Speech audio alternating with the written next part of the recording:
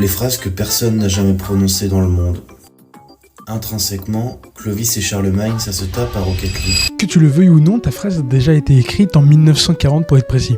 Ouais. Georges Louis Borges a écrit en 1941 la bibliothèque de Babel. En fait, il s'est demandé qu'est-ce que ça ferait de faire toutes les combinaisons possibles de lettres, d'espaces, de points et de virgules. Alors il a créé la bibliothèque de Babel.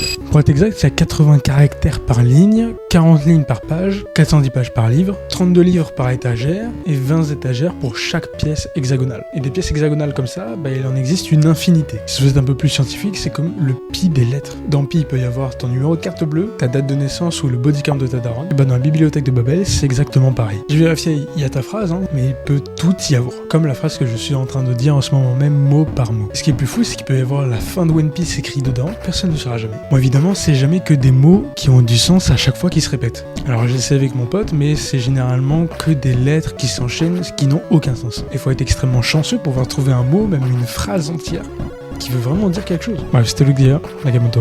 Ciao.